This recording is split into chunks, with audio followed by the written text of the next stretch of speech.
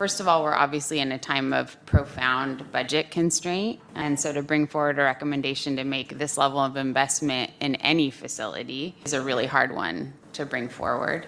We would much rather be making these sorts of investments in upstream interventions that are designed to keep folks out of custody.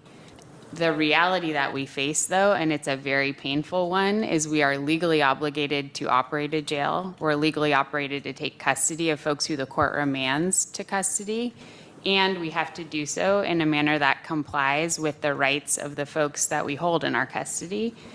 Rights not only to have access to all of the care and support and services that they need and deserve while they're in our custody, but also to create environments for our staff to deliver that care in an appropriate and restorative way. Right now, we are failing massively to do that, notwithstanding incredible effort from county staff to make do with the facilities that we have, which are literally crumbling around them. So it is not safe for us, and it's not an option for us to continue the status quo, and that's just a really difficult pill for us to swallow. If we don't make these investments to come into legal compliance to ensure that we can provide the level of support, care, and safety that folks need in custody, the county's jails will enter receivership and will be ordered by the federal court to make even likely more costly investments in these services. So partly these recommendations come forward as a phased, we hope increasingly thoughtful plan as we build them out, opportunity to make what is the minimum investment necessary to meet our legal obligations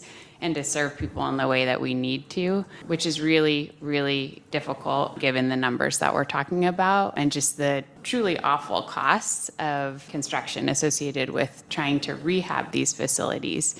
These are also recommendations to, as you heard, significantly reduce the number of jail beds that we have in our county. This recommendation would, at the end of construction, reduce by 1,400 the number of beds that we have in our jails.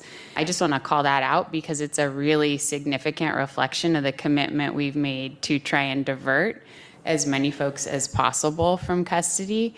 We will continue to really aggressively pursue those efforts and to refine our jail population projections as time goes forward. As we've discussed in this committee, we've seen some recent decisions by the California Supreme Court that have changed what may be the number of folks who are held in custody. We've developed more and more alternatives to incarceration. I think we anticipate more technology that may allow for other portions of our jail population to be pivoted from custody to out of custody supervision, which is something that we will continue to prioritize, certainly as much, if not more, than any investments we'd make in holding people in custody. And we feel really fortunate to have a sheriff's office, a board, an entire community that really supports those alternatives. But these really difficult recommendations are ones that we have an obligation to bring forward, given that the alternative is an almost certain mandate from the federal court to make even greater investments in these facilities in order for us to comply with our legal obligations.